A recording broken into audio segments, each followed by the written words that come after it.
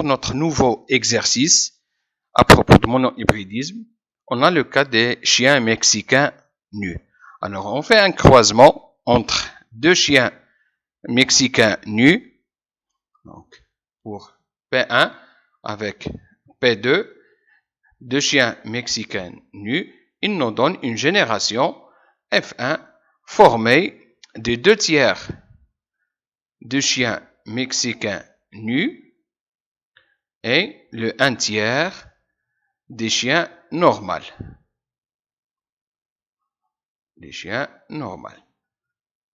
C'est le premier croisement. Alors la première question est analyser les résultats de ce croisement. Alors d'après le premier croisement, ou bien le croisement qu'on a entre les deux chiens mexicains nus, pour F1, on a la génération F1 n'est pas homogène. Donc c'est une génération qui n'est pas homogène.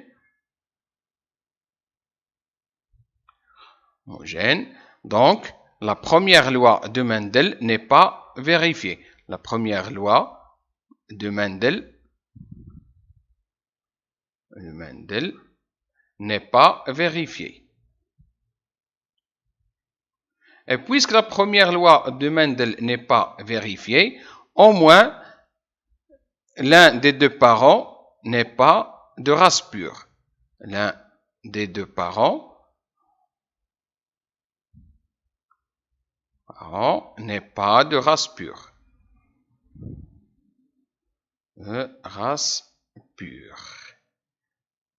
C'est la première observation. La deuxième observation. On a les chiens, le phénotype des chiens normal. Donc les chiens normaux, c'est un phénotype qui n'apparaît pas chez les parents. On ne le voit pas chez les parents puisqu'on a des parents. Le croisement est entre des chiens mexicains nus. Donc l'allèle, donc on peut conclure que l'allèle responsable des chiens normaux, l'allèle responsable des chiens normaux est récessif, l'allèle responsable des chiens normaux est récessif,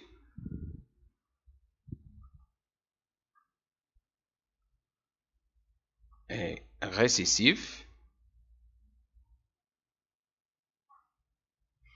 l'allèle responsable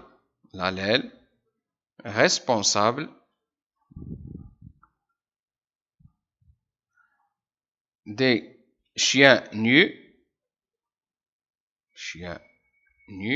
est dominant.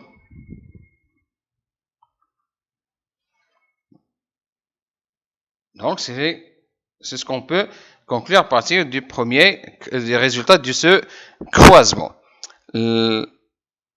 Pour la deuxième question, la deuxième question, c'est donner l'interprétation chromosomique pour les résultats de croisement. Donc, pour les parents, on a P1 fois P2, le phénotype, donc le phénotype des premiers parents, puisque les chiens mexicains, l'allèle responsable des chiens mexicains nus est dominant, on va le représenter par N, donc le phénotype N, grand N majuscule, et N majuscule pour le deuxième parent. Pour le génotype, on a dit que les deux parents, au moins l'un des deux parents n'est pas de race pure, ça veut dire qu'il est hétérozygote, grand N sur petit n. Petit n, on représente l'allèle responsable des chiens normaux. Donc grand N sur petit n. Les gamètes, la formation des gamètes, bien sûr après la méiose, le premier parent va nous donner deux types de gamètes, grand N et petit n. Et le deuxième parent, la même chose, va nous donner deux types de gamètes, grand N et petit n. Donc, l'échiquier de croisement,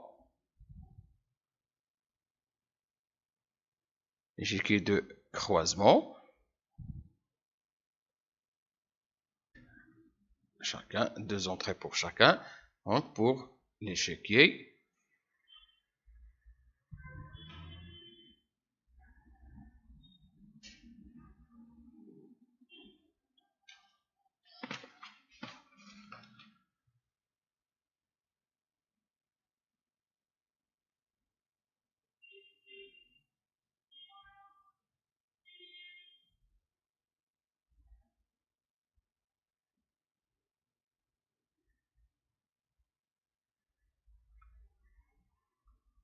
Donc, pour l'échiquier de croisement, on représente les gamètes des deux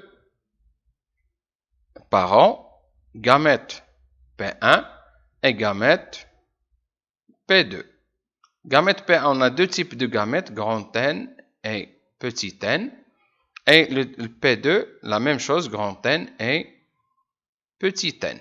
Alors, grand N sur grand N, les deux alléles dominants.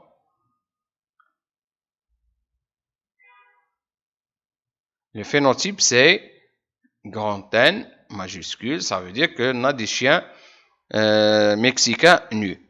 Deuxième fécondation, possibilité de fécondation, grand N sur petit n. Le phénotype, c'est N majuscule, ça veut dire des chiens mexicains nus. Troisième possibilité, grand N sur petit n. Le phénotype dominant, c'est chien nu. La dernière possibilité, fécondation avec des gamètes portant des allèles récessifs. Le phénotype sera récessif, ça veut dire des chiens normaux. Donc F1, selon l'échiquier de croisement, on a 3 sur 4 phénotypes des chiens mexicains nus et 1 sur 4 phénotypes des chiens normaux. On observe que les résultats théoriques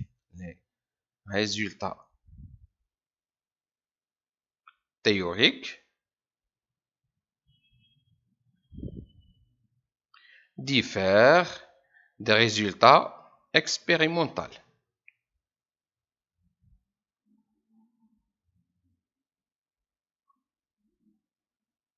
Et puisqu'ils diffèrent des résultats expérimentaux, on doit éliminer une catégorie, c'est lorsqu'on a homozygote des gènes dominants, ça veut dire qu'on a le cas d'un gène létal. C'est le cas d'un gène létal.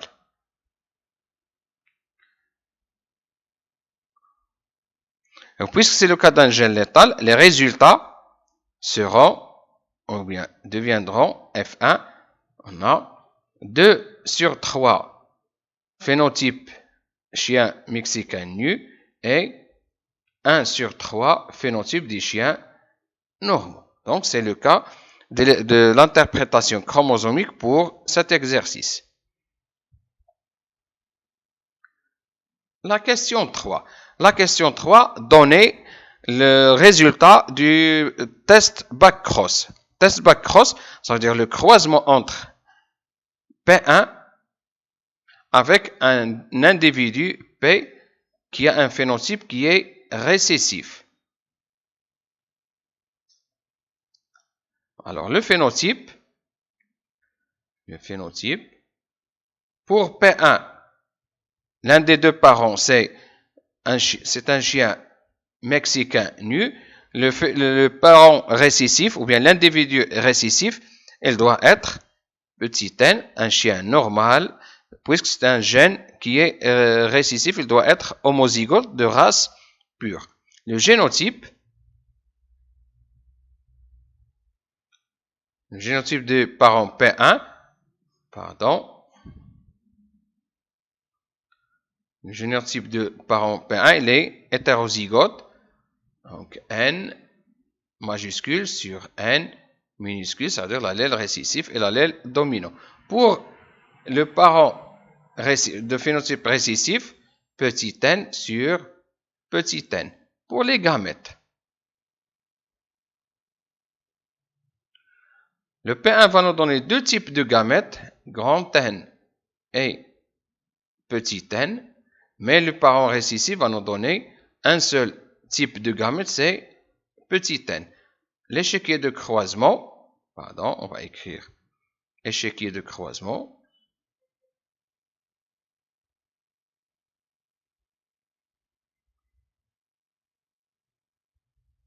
Donc, on va compléter notre échiquier. On va représenter les deux types de gamètes qu'on a.